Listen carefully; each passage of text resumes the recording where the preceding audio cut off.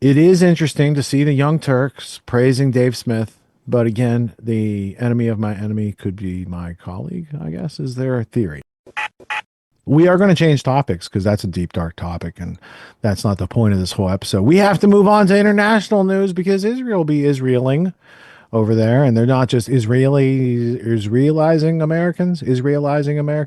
They're doing that, but also we've got like people with big platforms starting to be very outspoken. This block contains a clip from the Tucker Carlson show, one of the biggest news shows on the planet, and they're talking with libertarian comedian Dave Smith, who's not saying funny things if you're an Israeli.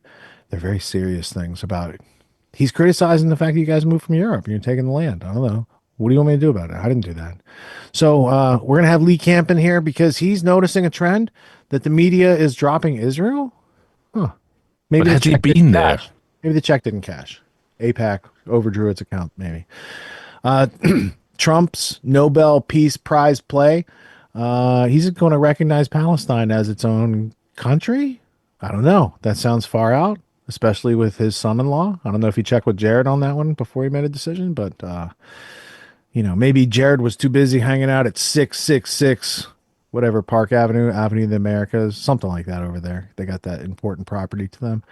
And then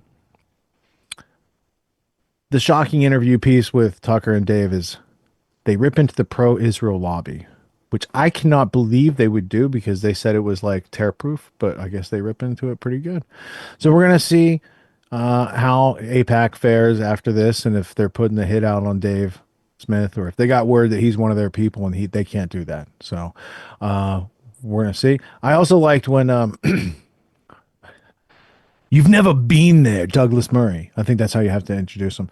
When he questioned Dave's Jewishness, right? And Dave's like, I'm pretty sure my mom and dad, yeah, that's where my claim from because Douglas Murray says, Dave Smith, who claims to be Jewish. And then I think it might be in this clip or it might be the other clip where he's like, yeah, I claim to be Jewish because my mom and dad are Jewish, right? Which technically he only needed his mom to be Jewish, right? If that's how that works. Anyway, let's go to these clips. We might learn a little something about how American media works. And we also might learn something about the art of the deal, right? What does Trump do? He asks for something outrageous. You say no. He comes back with something more reasonable. You say yes. That's like 300 pages, right? Audiobook 3 times speed. There you can get it. All right. So let's go to Jimmy Dore, who's not a whore. He's a very good guy. He's a funny guy.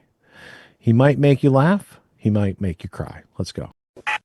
After the information from Jerusalem Times that Trump is planning to recognize the Palestinian state, Israel foreign minister came out with a threat. Unilateral recognition of Palestine state will force unilateral actions in response. So these guys are just terrorists. There are reports that Trump is going to recognize Palestine as its own state. Kenneth Ross tweets out, it's good that Trump wants the Nobel Prize. To merit one, he needs to stand up to Netanyahu. No ethnic cleansing in Gaza. No forever war there so Netanyahu can avoid prison. No more Israeli opposition to a Palestinian state. The headline here is Trump wants a Nobel Peace Prize. Here's how he can earn one. There is something going on in a rift in the ruling elite about whether they should continue to allow this genocide, at least at the level. It's not like they're going to turn against Israel. They just they want to like ease off. Just like, can we back it up a little bit? You've got the Trump administration avoiding Israel in these various decisions. Then within like a day or two, you have both the Independent, major British outlet, the Guardian, another major British outlet. The Guardian especially, though, has become increasingly just mainstream propaganda. And yet both of them within the last 2 days have not just posted an editorial or an opinion piece, but this is by the entire independent editorial board. And they put out their statement saying, end the deafening silence on Gaza. It is time to speak up. The total shutdown of aid has shown that the Israeli government's shameful aim is to starve and deprive the entire population of Gaza, combatant and civilian alike. I don't think Douglas Murray destroyed his career. I think he destroyed his reputation. Sam Harris is a meditation app. I didn't even know that. So by day he's a meditation guru, and by night he's encouraging like carpet bombing of children. I mean, I spent my whole life in cable news. It obviously is in terminal decline. I had all kinds of views that I argued for passionately that were totally wrong. I admitted it. I gained perspective and humility in admitting it. Ben Shapiro built a career opposing identity politics as a proud Zionist. Libertarian comedian Dave Smith sat down with Tucker Carlson for a very lengthy dunk session on all our favorite characters in the right wing or pro-Israel universe, and I love to see it. This was one of the more fascinating conversations that Tucker Carlson has had on his podcast, and it was wide-ranging in regard to who they decided to dunk on. He's proud to be Turkish until he's asked to go to the Saudi embassy and make a pickup. I'm sorry, that's a Jamal Khashoggi callback. All right, so it is interesting to see the Young Turks praising Dave Smith, but again, the enemy of my enemy could be my colleague, I guess, is their theory. I do like that they're outside the blue-red kind of spectrum for a moment in their history. They're like, hey, what this guy is saying. And Tucker, they also gave him props. Like, that's a good interview. They don't like like Tucker's stupid everywhere else, but right there, he was smart. And they basically said the same thing about Dave Smith. So again, it's kind of ironic, but that's how it is. Now, you gentlemen here in this forum, just between the three of us, do you think there's been a change in the attitude against Israel? Are we getting Israel fatigue in America? Is the question. Well, I mean, yeah, I've been fatigued for a long time, but that's all right. That's all right. I'm learning a lot, which is good to help me frame some of the things that is coming at me from the media or just talking points. I'm like, well, there's also this here too. So it's very beneficial to learn about this stuff, but the fatigue aspect of it, but it's important. It's an important topic. I think we have war fatigue, and since so many of these wars that we're experiencing right now are centered in the Middle East, and they're all on a list that happen to correspond with what Israel wants for their Greater Israel project. I think people are tired of all their tax money going towards blowing up innocent people that they've never met in a land far away, when we have boats running into bridges and homeless people and people starving. Like, there's just 300,000 missing immigrant children. I feel like if you just took all the money you're spending building bombs and paying people to have all these bases all around the world and took all that money back into America, you could then give everyone health and dental care and proper education instead of schooling. There's just like a bounty of wealth that's just being bled dry from the country, and it requires so much propaganda to make you hate people that you've never met and probably never will meet, so that it's acceptable for you to be robbed by these robber barons and have your money redirected to that. And I think that's the fatigue. As trust in these institutions continues to deteriorate, people are asking the questions now, like, wait, where is my tax money going? Like, what is going on? And the more they learn, the more they don't like it, because they realize it's just one giant scam. And it's like somebody who believed wrestling was real the whole time, and somebody finally shows them beyond the mat, where you see The Rock and Mankind planning out the match. Here's where you're gonna eating ho-hos, right? It's all pre-planned. It's all pre-scripted. I couldn't believe it. I thought it was real. And they make it seem real. Got to come out of the man cave. Yeah. If I was ever to run for government position, like governor of a state could be cool, because I, as a governor of a state, could say something like this. From the federal government, we get $100,000 per student for public school. Why don't I just give that to the families and say, you know what? Your child's education is your business. Here's $100,000 a year for that student. Figure it out. Taking the money that was stolen from you, just giving it back to you. Now you guys make your decisions. Oh, you want private school? You want to go to St. George's like Tucker Carlson and LD want to? Now you got the money. It's right there. All you need is someone to get in that position. Oh, wait, it's rigged. You can't just have a platform like that and become governor. Like, I live in a state where the governor is the great grandson of the man who brought in the Federal Reserve Act. And that cartel still runs shit. So, speak on the down low like it's a secret. Lamont, look him up. Thomas Lamont. Ned Lamont is the current governor. But Thomas Lamont, like they were trying to bring in the Federal Reserve, and he was working with Aldrich, and then the American people, still had critical thinking back then, and they said, "We see you guys coming," and then they did the whole Christmas Eve thing, and they called it the Federal Reserve Act, and they passed it. They're sneaky. They keep coming. They have a goal. They're going to try again, just like COVID. Like, they didn't get us locked down forever in a super technological tyranny with digital IDs and RFIDs and all this other stuff. But they're still trying to do that stuff. The foundations that were trying to create that global pass or whatever, the Commons Pass, it was like Ford Foundation, Rockefeller, and Rothschild, and the Vatican. They still want that goal to go through. They'll just call it a different name. They'll stuff it in a bill someplace, just like they tried to pass the Anti-Semitism Act a couple of weeks ago. It got, they didn't bring it to vote because they knew they were going to lose, but now they're going to stuff it in one of those omnibus bills, and it's just going to be in there. And then they'll use things like this. What do they call it? Not ex post facto. Yeah, ex post facto. So I said these things before they made a law against it. In the future, they're likely to make a law and then go back and retroactively keep, that's Kafkaesque. And that tells me they have no sense of irony, which means they are our real enemies. They have no appreciation for the irony they're generating. They can't read the room. They have no self-awareness. It's part of their Achilles heel. We should not complain about it. We should rejoice in the fact that they have flaws and they are not perfect rulers, and we can measure them out of existence, maybe. Yeah, but for so long too, it's like we've seen, like, they're just so out in the open with it. The corruption and the blatant, just like pissing in all of our faces. It's just like so blatant, but they do it anyway, and we don't care.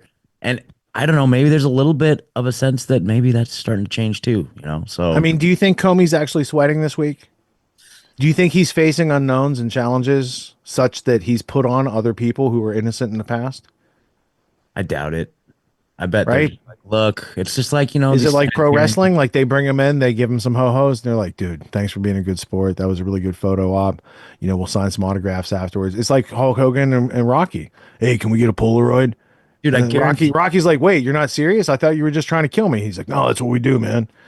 That's pro wrestling. I guarantee they'll pull him in front of the Senate, and they'll ask him some questions, and then Marjorie Taylor Greene will yell at her, and then he'll be like, well, I'll get back to you. Can we bet on this now? Let's just make this like a betting show. Bet you this week. We don't have an advertiser. We don't have a sponsor that has like the betting, like Jesse on Fire, but we could just have our own betting show.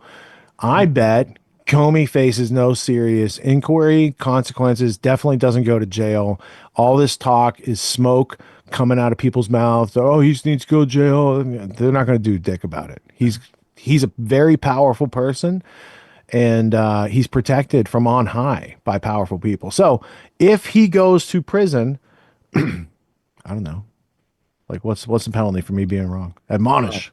Let me see if there's a poly market for it. Is there a poly market for Comey going to prison? See, but I swear, I bet you they're going to drag in front of the Senate, and he'll get yelled at, and then he'll say, I'll get back to you, and then he'll leave, and nothing will happen. He'll do his Michael Corleone thing and make it go away. Like, is he, like, first off, when you try to take down James Comey, you're indirectly going after the Clintons and all the mafioso that Comey was so cozy with, which is the FBI tradition to protect organized crime from you ever figuring it out. You know what? There's a piece of footage. I don't think I've ever shown it, but it's in the raw footage, and I could, someday maybe find it. It goes like this. There's an author published by Trine Books, and I have an interview with Chris Milligan tomorrow. Trine Books published a book by Douglas Valentine.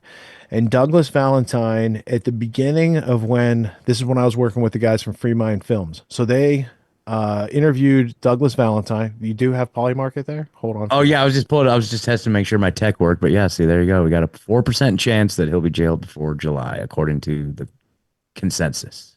Oh, 4% chance. That's too high.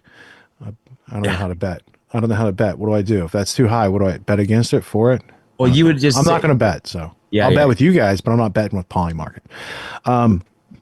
Doug Valentine, I forget the name of his book, but he writes like on CIA corruption, MK Ultra, this type of stuff. And while the guys were setting up the cameras, so like they had one camera up and it's running, but they're setting up lights. And so Valentine's just sitting there like, you're waiting to be interviewed. So what are you doing? You're making small talk with the crew. And part of his small talk was so brilliant. I wanted it to be in the movie State of Mind, but that was like the 6-hour version. It got cut down to 2 hours. So anyway, Valentine, it goes like this. He goes, one day my dad asked me to meet him down at this diner at 5 o'clock in the morning.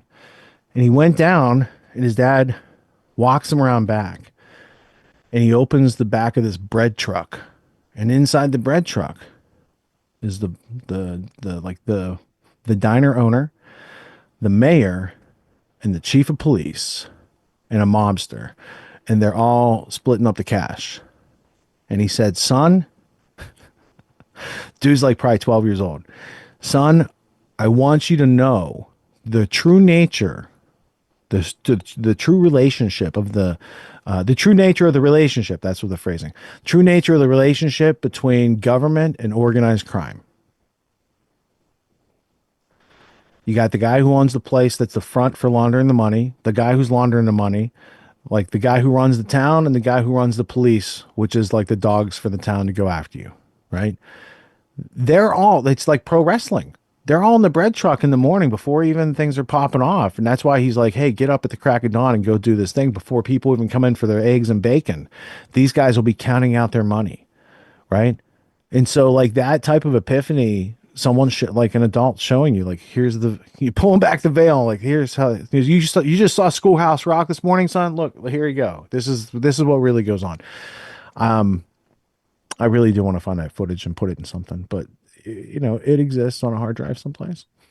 But that's an important lesson, and I think many of our parents didn't have the awareness to be able to give us that type of education. And that's because we had honest parents. And the downfall of growing up around honest people, I found this out when I moved out of my town. I grew up around people you could trust, people you could depend on, people who wouldn't lie to you, people who would go through a great deal of trouble to keep their word.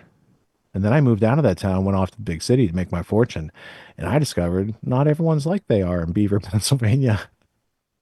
And I told my parents, I said, you gave me like a very idealistic upbringing. Like, we didn't have a lot of money, but there was a lot of freedom. And there was like, I had little exposure to like those underworlds that exist. And the downfall of that was it made me very naive for a period. And I had a lot of rough lessons to learn in those early years of being independent. But I moved out of my parents' house like when I was 18. I mean, I stayed there during the summers during college, but other than that, I was like off doing my own thing. And I think that's a real benefit that not a lot of people these days are getting afforded. Well, do you think your experience is kind of a microcosm for the macrocosm of society, in that, like, if you're comfortable, then you can afford to be naive because you haven't been abused by the system. So you're not quite presented with a reason to care that it's corrupt until it actually like affects you or infects you with that corruption, right? And I feel like that's what's happening now is Western society has been more or less quite comfortable in terms of its living standard compared to so many other places. And it's allowed the corrupt people to get even more brazen with their corruption. But now that they've started to sort of squeeze the vice a little bit, people are becoming increasingly uncomfortable. And now they're starting to ask the questions, right? And the difference between it happening now, because it happens in cycles, right? 11, 22, 40-year cycles. But the difference now is they have more access to information than has ever existed in the history of mankind, right? So never before have we not only had access to the names of these books, but something like a brain model to link them all together to see this bigger picture, right? And so your journey is almost like a compressed version of what like all of society is going through as it gets shaken out of its comfort zone and then has to go through these sort of harder and darker times before it finally gets a handle on the terrain and starts mapping out a strategy to build something different. Yeah, it's like I was reading One Nation Under Blackmail, I think it was volume 2, and they get into all the Les Wexner stuff. And what is he famous for? He owns a bunch of real estate inside of malls like the Limited and Abercrombie and Fitch or whatever else he owns, right? All the limited brands. When I grew up in Beaver, we were very close to Ohio, and about 40 minutes away is a town called Youngstown, and they had there was a mall there, Boardman Mall. So sometimes, like once a year, you drive there because they have stuff that they don't have at your mall, like sporting goods. They had a good sporting goods store. So all the time, like, baseball season, you go get some bat or cleats or baseball, whatever. You go over to Boardman Mall. And on the way there, you would pass the Edward J. DeBartolo complex, owner of the San Francisco 49ers and the Pittsburgh Spirit and a whole bunch of other stuff, right? And so like, oh, there's a rich tycoon who's very successful. And then later you realize, oh, wait, that real successful tycoon's, that's the mafia. DeBartolo's the mafia. Allegedly. And allegedly, one of his capos lived in my town. He lived on a road called El Shaddy Drive. So later in my life, I looked up El Shaddy. It means God on the hill. Okay. So like these Freemason type dudes. So anyway, the God on the hill guy, he used to be a shoe salesman at the mall. And then one day he's building malls. Who knows what happened? Did he get involved with the mafia? I don't know, and I'm not making claims. However, I can say that the people at DeBartolo, what did they do? They bought property and developed malls. And they are not too far from where Leslie Wexner is building his whole city right now. Multi-billion-dollar, all this crazy stuff that, like, I think we showed the clip a couple weeks ago of the Les Wexner city that he's building.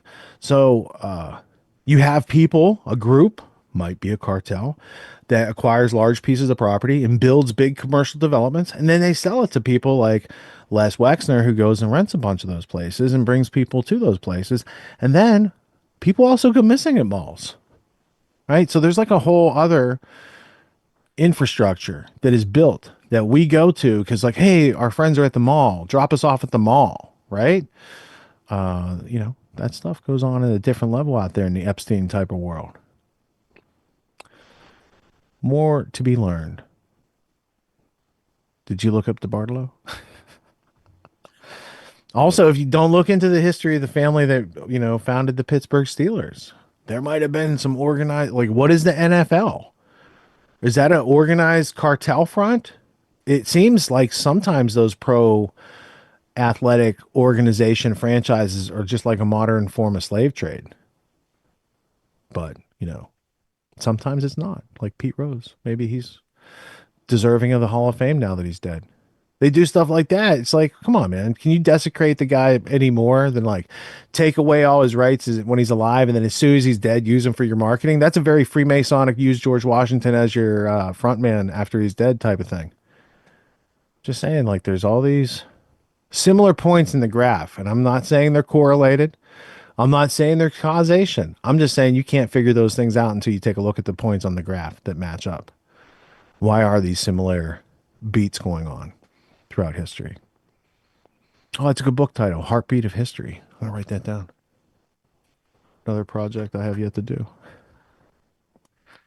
Yeah, I can relate. I got hundreds of ideas here. Well, you only need a couple good ones. So I like to get all the ideas out and then be like, oh, what's the best idea to work on, right? Just write them down all day long. Like, oh, that's a great idea. Oh, that's great. God, I had some good ones lately. I'm trying to think. Anyway. You got to write down the good ideas and the bad ideas. You just throw the bad ideas all away. Yeah. Just, get a conveyor belt for your brain to get it out into reality. That's what you need to do. Dude, you'll like this one.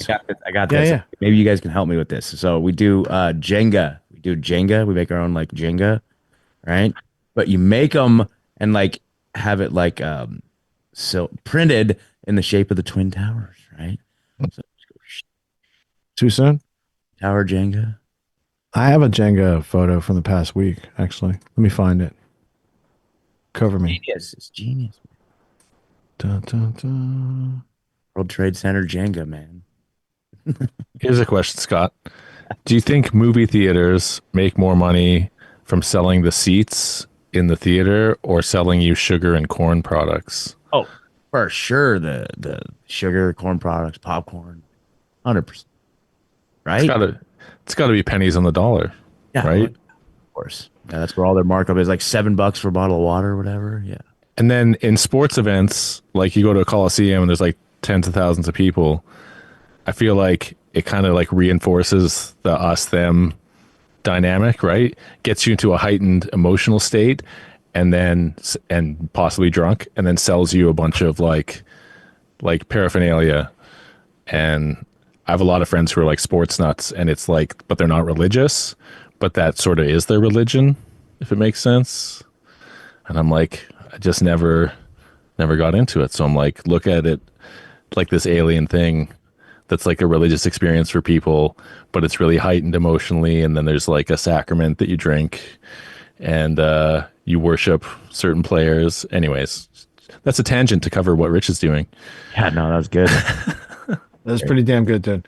All right, so I'll start here real quick, because the idea was Jenga, so I do have it. That was this morning. I was changing light bulbs. Lucas wanted to climb ladder. Here we go. Jenga starts with big logs in the foreground and the sawmill in the background, and then you make dimensional lumber, which we loaded onto AJ's truck, and then you see like AJ's not too happy because it's like, that's a lot of wood that he has to unload, and we're not going to be there.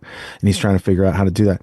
And then you play Jenga. Those are like big Jenga boards right there. Brendan Daniel also made the first musical performance out of my garage.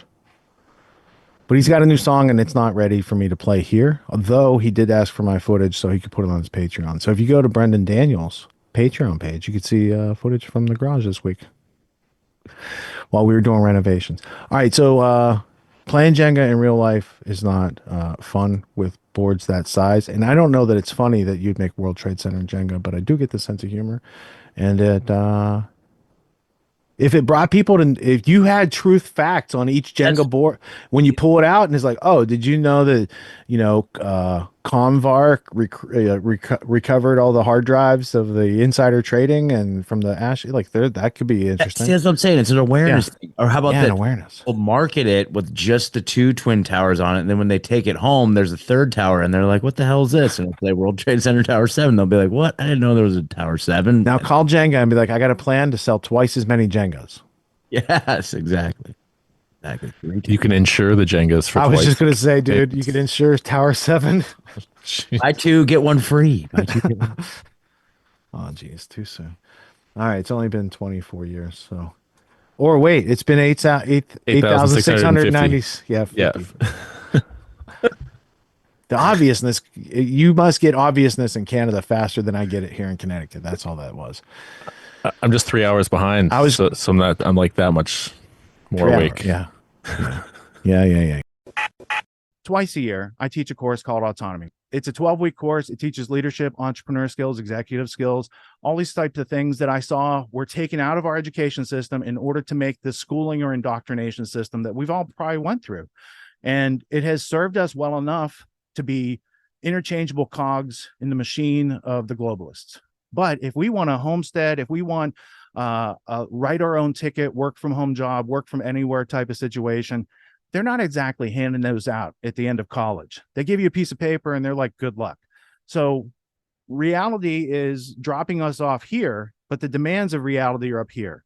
So I created Autonomy to help people close that gap for themselves so they can level up their skills to the demands of the situations that life is putting in front of us presently. Life's demands of intellect and understanding precision and complexity are ever increasing. The schooling didn't prepare us for it. The media is not going to do anything but reinforce what schooling prepared us for. And so we're going to have to take a leadership position and take steps off the beaten path to kind of blaze our own trail in life.